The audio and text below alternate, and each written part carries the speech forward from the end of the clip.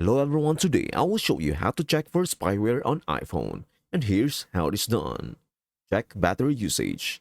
Go to settings, battery. Scroll down to see which apps are consuming the most battery. If you notice unfamiliar apps or high consumption by system processes, especially when you are not using the phone, it might indicate spyware activity.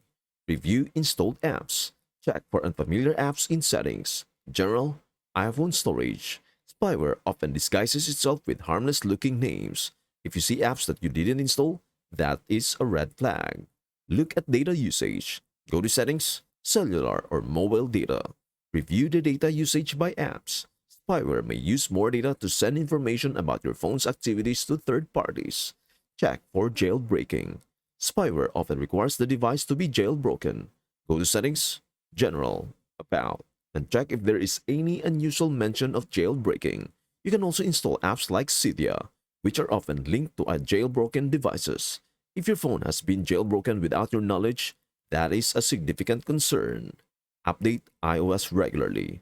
Ensure that your iPhone is running the latest iOS version. Apple regularly patches vulnerabilities that spyware could exploit. Go to Settings, General, Software Update to check for updates.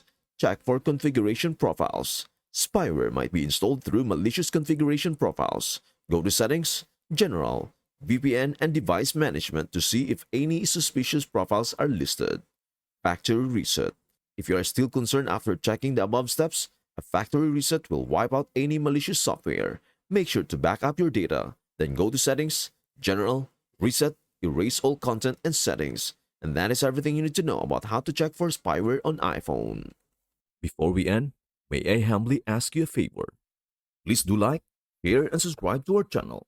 This means the world to us. Thank you so much for watching. We hope to see you in our next video.